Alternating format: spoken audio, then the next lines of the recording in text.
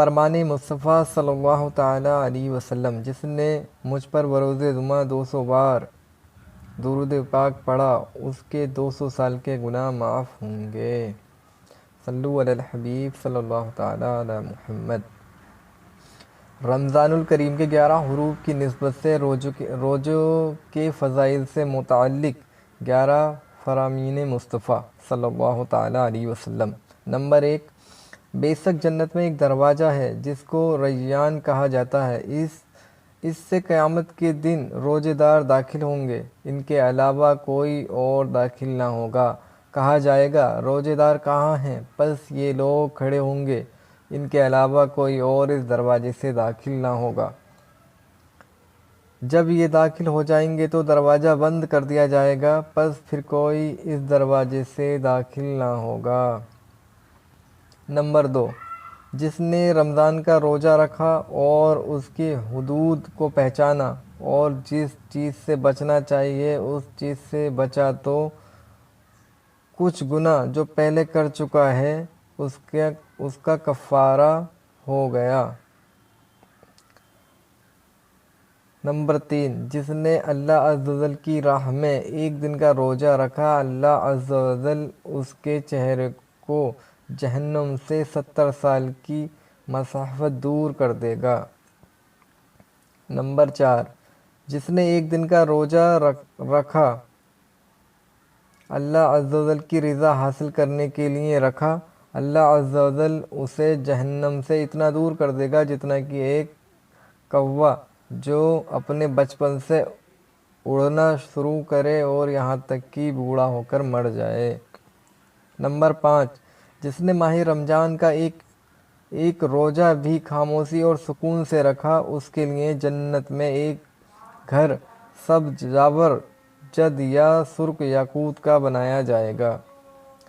Number 6، ہر شے کے لیے زکوٰۃ ہے اور جسم کی زکوٰۃ روزہ ہے اور روزہ آدھا صبر ہے۔ نمبر 7، روزے دار کا سونا عبادت، اس کی خاموشی تسبیح کرنا اور اسی کی دعا قبول اور اس کا عمل مقبول ہوتا ہے۔ نمبر 8، جو بندہ روزے کی حالت میں سبح کرتا ہے اس کے لیے آسمان کے دروازے کھول دیے جاتے ہیں اور اس کے اعضاء تسبیح کرتے ہیں اور آسمانی دنیا پر رہنے والے فرشتے اس کے لیے سورج ڈوبنے تک مغفرت کی دعا کرتے ہیں۔ اگر وہ 1 یا 2 رکعتیں پڑھتا ہے تو یہ آسمانوں میں اس کے لیے نور بن جاتی ہیں اور حوریں عین یعنی بڑی آنکھوں والی حوروں میں سے ان کی بیویاں کہتی ہیں، اے اللہ عز و جل، تو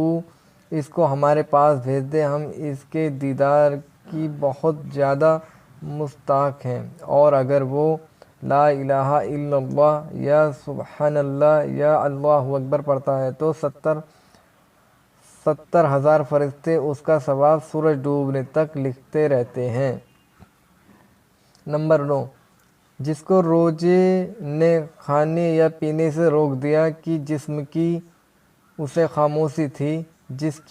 خاموشی تھی تو اللہ تعالیٰ اسے جنتی پھلوں میں سے کھلائے گا اور جنتی شراب سے سیراب کرے گا۔ نمبر 10، قیامت والے دن روزے داروں کے لیے ایک سونے کا دسترخوان رکھا جائے گا جس سے وہ کھائیں گے حالانکہ لوگ حساب کتاب کے منتظر ہوں گے۔ نمبر 11، اللہ عز و جل کے نزدیک اعمال 7 قسم پر ہیں: 2 اعمال واجب کرنے والے، 2 اعمالوں کی جزا ان کی مثل، 1 عمل کی جزا اپنے سے 10 گنا، 1 عمل کی 700 گنا تک اور 1 عمل ایسا ہے کہ اس کا ثواب اللہ تعالیٰ کے علاوہ کوئی نہیں جانتا۔ پس جو 2 واجب کرنے والے ہیں: نمبر 1، وہ شخص جو اللہ عز و جل سے اس حال میں ملا کہ اللہ عز و جل کی عبادت اخلاص کے ساتھ اس طرح کی کہ کسی کو اس کا شریک نہ ٹھہرایا تو اس کے لیے جنت واجب ہو گئی۔ نمبر 2، اور جو اللہ عز و جل سے اس حال میں ملا کہ اس کے ساتھ کسی کو شریک ٹھہرایا تو اس کے لیے دوزخ واجب ہو گئی، اور جس نے ایک گناہ کیا تو اس کی مثل یعنی ایک گناہ کی جزا پائے گا، اور جس نے صرف نیکی کا ارادہ کیا تو ایک نیکی کی جزا پائے گا، اور جس نے نیکی کر لی تو وہ 10 نیکیوں کا اجر پائے گا، اور جس نے اللہ عز و جل کی راہ میں اپنا مال خرچ کیا تو اس کے خرچ کیے ہوئے درہم کو 700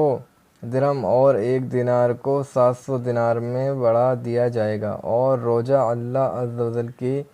لیے ہے، اس کے رکھنے والے کا ثواب اللہ عز و جل کے علاوہ کوئی نہیں جانتا۔ صلو علی الحبیب صلی اللہ تعالی علی محمد۔